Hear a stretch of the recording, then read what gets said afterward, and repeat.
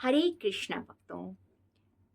आज मैं आपको एक रामायण से जुड़ी एक कथा सुना रही हूँ, जो मुझे अभी अभी यहाँ पे एक पुस्तक में मिली। तो मैं सबके साथ शेयर करती हूँ उसको। रावण की लंका जलने के तीसरे दिन, जब राख गरम ही थी, विभीषण ने अशोक वाटिका के पीछे वाले गुप्त कक्ष का ताला खोला। यह रावण का निजी पुस्तकालय था।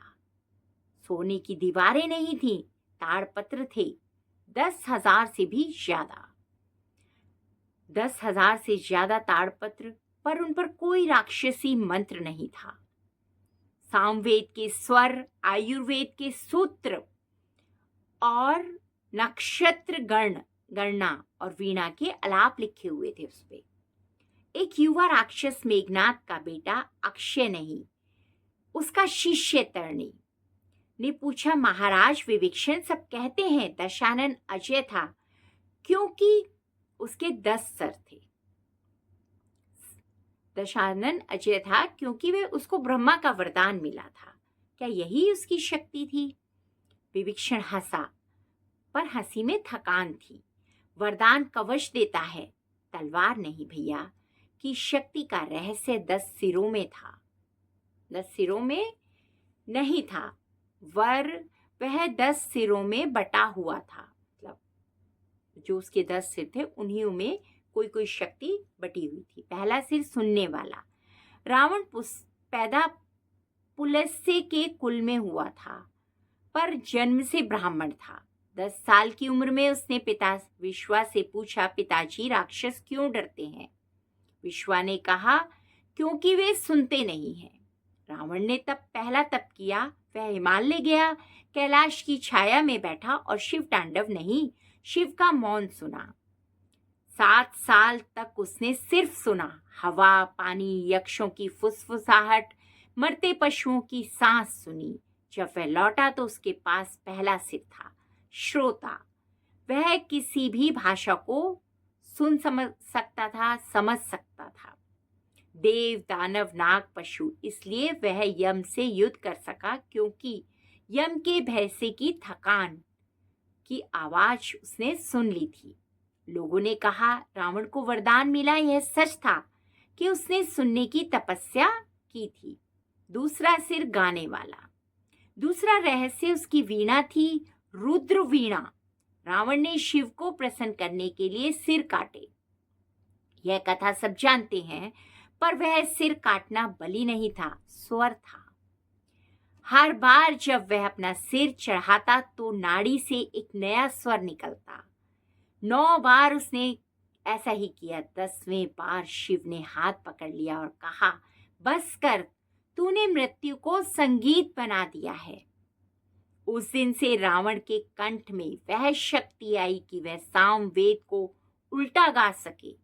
उल्टा सामवेद मृत्यु को रोकता नहीं, समय को धीमा कर देता है। इसलिए लंका में घड़ी धीरे चलती थी।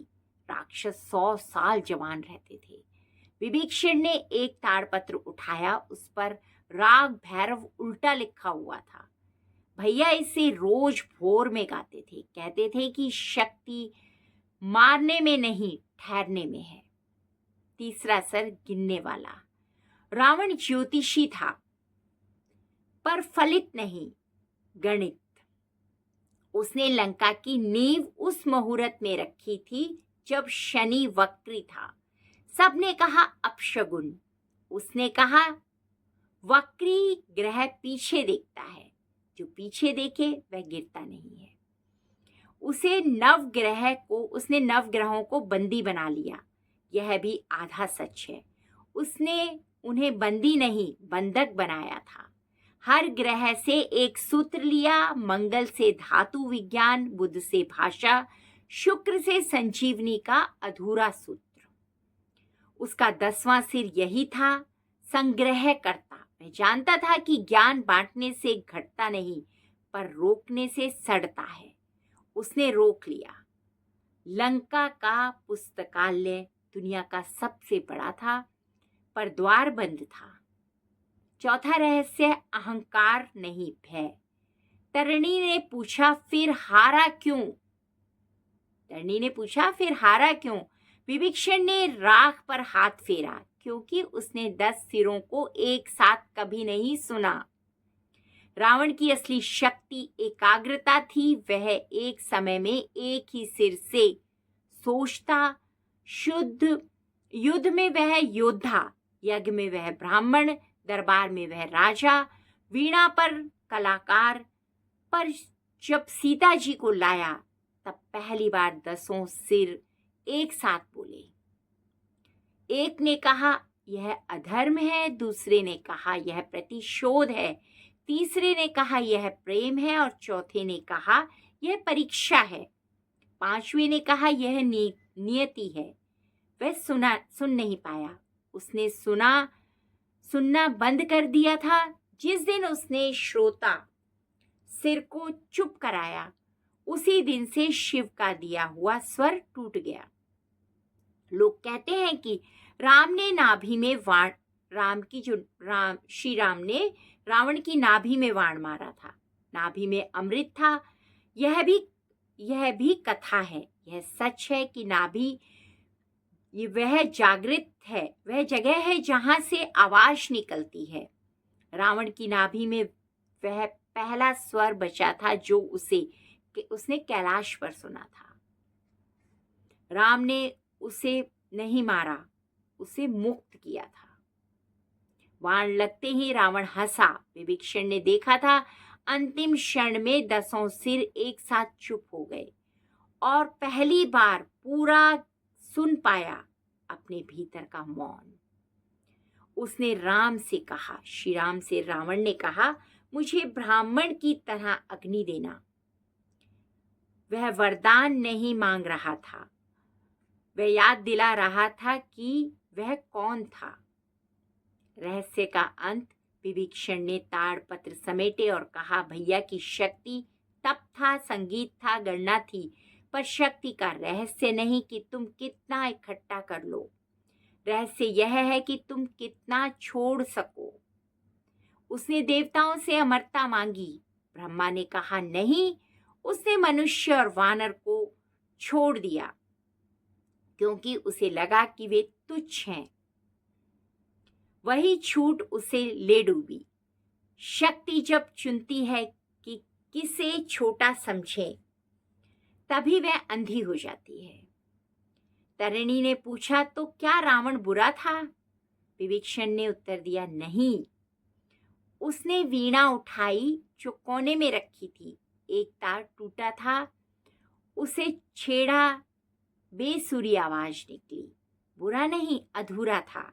10 सिर होने का अर्थ 10 बार सोचना नहीं, एक बार 10 को सुनना है। वह कभी नहीं कर पाया। बाहर लंका में नई सुबह हो रही थी। राख पर अंकुर फूट रहे थे। विभीषण ने पुस्तकालय का द्वार खोल दिया था। पहली बार लंका के बच्चे अंदर आए, ताड़पत्र छुए, स्वर पढ़े और तब कहते हैं तब हवा में कहीं दूर से रुद्र वीणा का उल्टा भैरव फिर बजा, पर इस बार धीमा नहीं, मुक्त, जैसे कोई बहुत पुराना श्रोता अंत में अपना ही गीत सुन रहा हो। तो भक्तों, ये रावण के बारे में ज्ञान जो मैंने पढ़ा, आप तक साझा किया। आपको कैसा लगा जरूर बताएं और हमारे चैनल को सब्सक्राइब करें, हमारी कथाओं को लाइक करें, शेयर करें और कमेंट्स में लिखें जय श्री राम। और अगर आपको हमारी कथाएं अच्छी लगती हैं तो प्लीज़ आगे भी शेयर किया कीजिए। आप सभी का दिन मंगलमय हो, सभी स्वस्थ रहें, भक्ति में आगे बढ़ते रहें। धन्यवाद।